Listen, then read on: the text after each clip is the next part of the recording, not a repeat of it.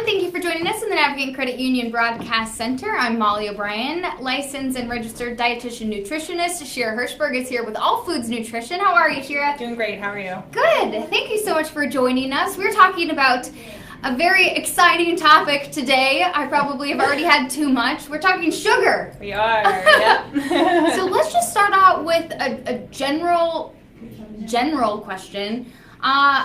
Sugar, what is it and how much kind of should we have? What's the general recommendation? Sure. So in terms of what it is, sugar is basically, small amounts of sugar molecules. So the typical things we consider sugar are one carbon molecules, one sugar molecules, and two sugar molecules. So the one carbon molecules, sorry, not one carbon, one sugar molecules. I'm like, I don't know the difference. Glucose.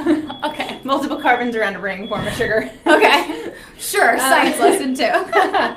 So we've got glucose, for instance, and that's blood sugar, what most people think of as blood sugar, and we need that. That's very important. It fuels our brain. Basically, our brains require glucose in order to function. And we send it throughout our body to send energy to different parts of the body where it's needed. And our body converts that to technical energy, which is ATP, right? More science. So we also think of sugar in these two sugar molecules, right? Which is what table sugar is. Okay. And so that's sucrose. And so, if you have that in your food, let's say you added sugar to your coffee, it goes into your body, you'd break it apart into two pieces, right? And so the two that we commonly think about in terms of the one sugar molecules are glucose and fructose. You put those together and you've got sucrose. Okay. So that's the basic kind of molecular structure Science of sugar. Of it all. Yeah, the science of it all. When you add more molecules onto a similar type of thing, we call that a starch.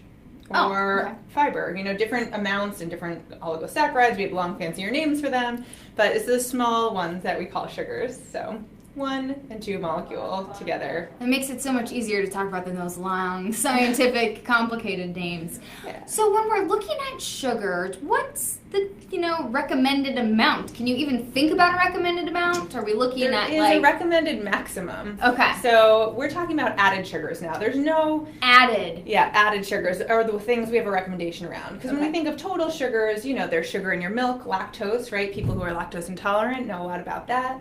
And all milk products, dairy products contain that. That's a naturally occurring sugar. Fruit has sugar, but we don't consider that an added sugar. So when we look at the recommendations, it wouldn't include things like that. Okay. So we're talking about things that we had a product, like let's say we had a shredded wheat, right, which is just made of wheat, and then we threw some sugar on there to make it tastier for people, and that's added sugar. And it's in a lot sneakier forms than that in our foods, but when we're talking about added sugar, it's something that we specifically added to the product. So the recommendations for that, there's two. There's one from the American Heart Association, and their recommendation is 100 calories from added sugar through the day for women and 150 for men. Now, when we think of that in terms of like I'm taking a spoon and putting sugar in my coffee, that's 6 teaspoons for women and 9 for men per day. Okay. The USDA, they go by calories also, but by % of what you eat. So a bigger person eats more food. Their recommendation number-wise is different, but what they say, it's no more than 10% of your calories should come from added sugar. Okay. So when you're looking at that, 6 teaspoons, you think, overall that sounds like a lot. But when you put it into perspective, teaspoons are very small. Very small. Yeah, it's not a lot. And if you're looking at what you eat, and you're looking at products, if you're eating processed foods, or if you're eating, chips or crackers, or you put stuff in your coffee, that goes fast. It goes very fast. So let's say you're somebody who likes to get, fun coffees. Yeah. Check that one out online. It'd be really interesting to see how much added sugar is in your coffee from Starbucks or Dunkin' Donuts or whatever it is. So if you get something like a mocha, right, it's going to have added sugar in it. If you get a straight up coffee or straight up latte, not necessarily. There's a little sugar in the milk, but there won't not necessarily be added sugar. But any specialty, fun flavor, taste delicious coffee will have a bunch of added sugar. That's what makes it taste delicious. Exactly. Yeah. So when we're going for sugar, okay, let's go to my notes because I have so many questions, and I'm like, we prepare for these segments very well to make sure I don't overwhelm her, especially when it comes to sugar. So let's go to how eating sugar impacts energy and hunger. Because I know a lot of times people will I feel like I need sugar and it can help boost my energy. It helps me get me going in the morning. Right. So how does eating sugar impact energy, whether it's comes in a natural form or it comes in a different form? Yeah. Added sugar. So any sort of sugar, like a carbohydrate, will provide short-term energy. Okay. So, that sugary coffee or that sugary cereal will keep you full for a little while, but if there's nothing else to it, if it's mostly just sugar, it just won't last you very long. You need that fat and that protein to keep that going. So short-term energy, yes. Long-term, no. The tricky thing is that if you're eating something that's mostly sugar, let's say our Frappuccino from Starbucks, and you drink that and you get this little boost of energy in the beginning, then very quickly your energy will drop off and you will feel very hungry and you will crave carbohydrates. And that's just your body's way of saying, hey, I need more. Had this very quick producing type of energy and I've used it up and now I'm done with it. Give me something else. So unfortunately, if we set ourselves up by having high sugar with not a lot else, our blood sugar goes up, it drops down, and that's where we get that, oh my gosh, I need to get carbohydrates in me right now as soon as possible. I'm craving something sweet, right? And so it's interesting. So a lot of times clients will come and say, oh, I have these sugar cravings at the same time every afternoon. And so I tend to say, what time did you eat lunch? What time is it? And often they're just hungry. So our body can misconstrue. Sugar craving can be your body's way of saying, feed me. Oh. So we have to be careful. Sometimes, it's worth trying. Like, let's say you always feel like you have a sugar craving at night. Let's say it's 3 hours after dinner. Maybe you're not eating a ton for dinner. Try feeding yourself another food, not a sugar-containing food, just food. Food in general. Yeah, and if that solves your craving, you weren't craving sugar, you were just hungry, and that's just the way your body's sending you a message. So we have to be a little careful. Our body can send us kind of confusing messages sometimes. We hear, I'm craving sugar, and really your body's saying, feed me. So how long, okay, so this is random question off the side of that follow-up. How long can we see, if you're getting those signals like, oh, I need sugar, like, how long can we wait and see, like, oh, I'm satisfied? If you're like, oh, actually, I was just hungry, like 10 minutes, 15 minutes, because a lot of times you'll eat something else and then you don't feel satisfied, so then you keep on eating, and then you go to the sweets because you don't feel satisfied. Like, how long should we wait if that's a strategy that we all want to try? So if you're quit eating chocolate Molly. If you're trying to see, am I full from this food, it takes about 20 minutes for your body to send that signal. Okay. So 20 minutes is about the length of time you'd want to wait, but you want to also make sure you're giving yourself something actually satisfying. So, a few crackers is probably not going to do it if you're really hungry. Let's say you have a good number of crackers with some peanut butter, then you wait 20 minutes and you see what happens. Okay. All right. So, and why is it important to limit sugar for the long term? Do we limit sugar? What do we look at when it comes to limits? So we limit added sugar. Okay. And in terms of limiting that, it's important for our health because people who eat more sugar tend to weigh more. So you're at higher risk for becoming overweight or obese. And then also it has to do with some heart disease risk factors. So there's not, we don't have these direct relationships. Like I can't say sugar causes heart disease. It doesn't work like that. What we know from the literature is that people who tend to eat more sugar tend to have problems with their LDL cholesterol being too high, their HDL cholesterol being too low, and their triglycerides being too high. And all of those things make you more likely to have heart problems. And so, basically if you want to be heart healthy and keep your weight down, limiting added sugar is important. Okay, so limiting the added sugar, which can be very hard for people. It can be very hard in general. We're having this conversation. Is sugar addicting? Is there a conversation about it? It seems like when you have something sweet, you then want more sweets. We were just talking about this a moment ago. Is there any kind of notion that sugar can be addicting? So there is a debate in nutrition science in general whether food is addicting, and sugar often falls into that debate. What we know is that it has some properties that are similar to addicting substances. So in the brain, we'll produce something called dopamine, and dopamine is the same thing we'll produce when we have things we know are addictive, like drugs, right? But the amount of dopamine we release in response to high sugar foods is not the same as the response, the things that we release to drugs. So while it has similar properties, we can say they're addictive-like qualities. I wouldn't say, yes, it's definitely addictive. We don't know that, but we do see some of the similar things happening in the brain. And, when we look at kind of what type of sugar and how much makes that response, it's people who have a lot of sugar often. So somebody who eats a generally healthy, balanced diet and has a piece of cake, occasionally in the evenings, that's not going to cause an addictive property or problem. But if you have a lot of sugar and you have it really often, yes, you might feel those kind of addictive responses where you feel like you need that sugar, and you get that pleasure sensation in the brain that you want to repeat. And then keep going back to it. That's what I've found. Like certain things, I feel like sugar is in so many things, and it's hidden in so many things. And so you might be eating it without even knowing it. If you're not checking food labels and you're having natural foods too, you just might not even know about it. Absolutely.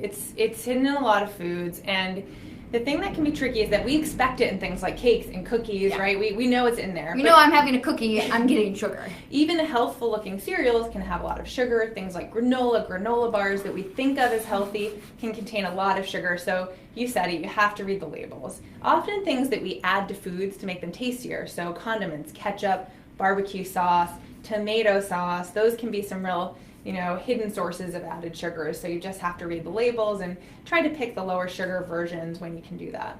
When you're looking at those, like condiments, for example, let's go with that. So when you're looking at those kind of things to make your foods taste better, what advice do you offer to people if they're looking for lower sugar options?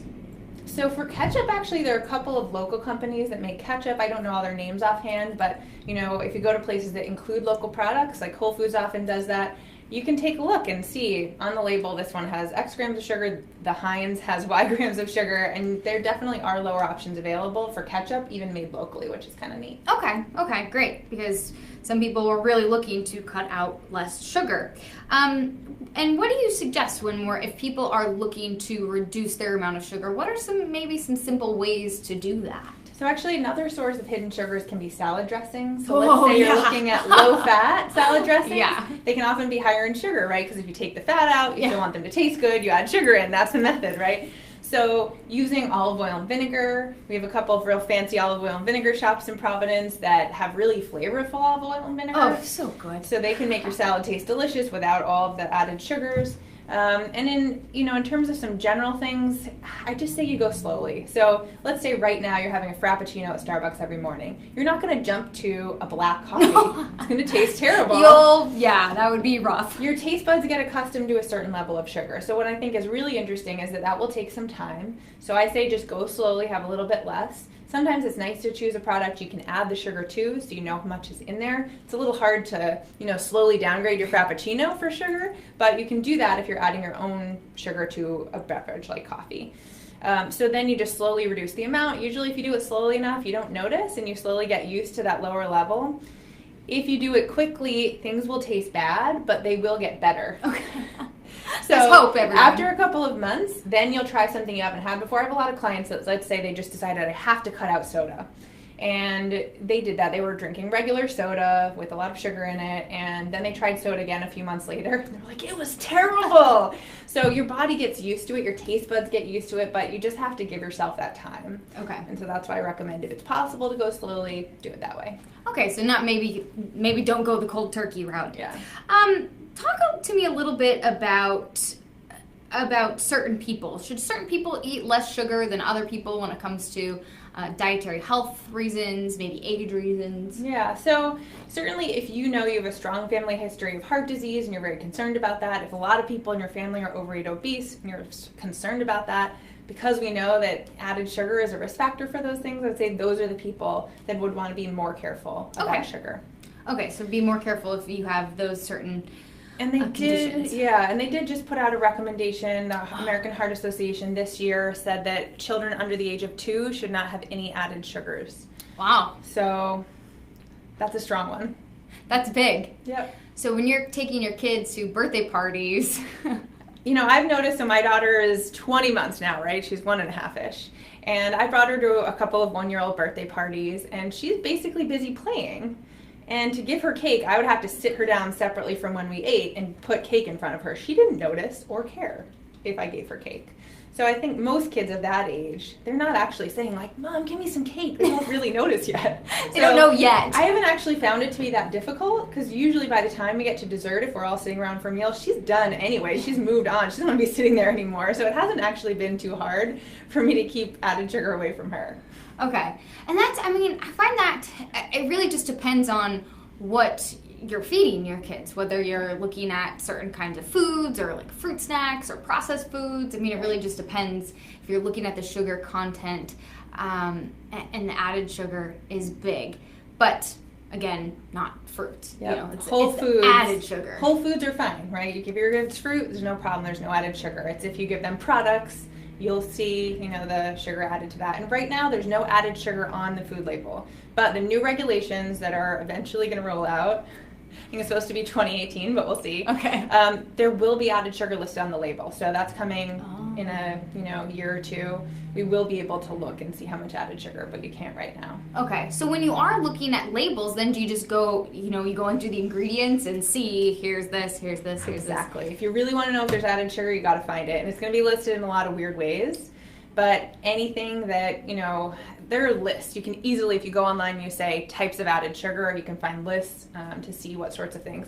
If you assume, like molasses, for instance, super sweet if you have it on its own. Yeah, they add that to a product, that's to add sugar. So some of the things you can kind of sort out, maple syrup, same thing. But certainly even, and especially natural products, they'll put in all of these like fruit juice concentrates, things that don't look like sugar, but they actually serve the same function. So they will try to hide it. Okay. And you were just saying that these recommendations just came out. So for little kids, for little kids, for kids under 2, the parents might not be familiar with this. Yeah. So this might be something new. I certainly hadn't heard that. Yeah, that's a fairly new recommendation. Okay, so we might just be getting on target with this. Why do you think that is? All kinds of things. There is a long history with sugar and research in the United States. There was an article that was published, I think it was this year, that looked at some of the history behind the sugar-fat debate that happened, I think it was in the 1980s, and some of the work that the sugar industry did to try to suppress some of that research and to hire some academics to counteract that research and focus the attention and the national debate more on fat when it came to some of these health issues. So there are a lot of things that go into it, where then we start to get into politics and academics and all these things. We won't get into that. But that's another yeah, time. there's a whole thing around this. But basically we've known about sugar being somewhat problematic for many, many years, but we are starting to get it into the recommendations, official recommendations of big organizations like the AHA, American Heart Association, and the USDA more recently. Okay. And just kind of as we wrap up here, without going into the artificial stuff, because we're saving that for another time. Yeah. As we look into, natural sugars, but natural added sugars, is there any type that we should steer towards that might be better or might be easier to break down looking at, because there's all different kinds, and when we're adding things, like to our coffee, and we're trying to be healthier, is there anything that we can look towards? Like you mentioned maple syrup, you mentioned molasses. We're looking at, like you see sugar in the raw, you see all these things. Is it up to taste? Is there anything that could be better, more something than another, or what do we look for? Sadly, no. Sugar is sugar is sugar. So, whether you're concerned that the fact that it's been a bleached sugar and therefore it's white versus a raw sugar, it just means the white sugar, they've taken the molasses out. That's why it's no longer brown. The molasses is what makes sugar brown. So sugar in the raw is sugar plus molasses. Okay. And it is processed more. So if you're concerned about that, but nutritionally, calorie-wise, it's all the same stuff, and you can't really do better. Sugar is just sugar. Honey is still sugar, has more fructose actually in it. And if it was interesting, I used to teach a TA for a food science class, and my students substituted the same amount of honey for some of the sugar, and the sugar content in the product went up. Oh, wow. So you can't just say, well, honey is natural, it's better for me. Per volume, it has more sugar than sugar. So you just really got to read labels. Okay, so reading labels and finding what is going to work for you, whether you're reducing or... just use less of whatever it is. Maybe honey might help your allergies. That's not my specialty area, right? So if you think it's good for another reason, that might be a reason for you. But nutritionally, there's no difference. Don't glob it on. Just have less. Don't use half of a jar of honey or... Slowly have less. That's the goal. Slowly have less. Usually in like a baked good, you can take out about 50% of the sugar and it'll still be what we call acceptable. Oh. People will like it. So it's more about reducing and trying things and being open to experimentation that way. Oh, I like that. So if you're making cookies this week, try cutting the sugar back a little bit. Oh, I like that. So you can still like them. If you still like them, try cutting back a little bit. If you go anywhere below 50%, then it changes the chemical properties of that baked good and you'll have some problems, texture, etc. But ooh, I'm going to try that. I like that. Cut it back. Okay, good. Shira, thank you so much. This has been super helpful, super informational. So I appreciate it. Thank you so much. Let's snag a picture before you go.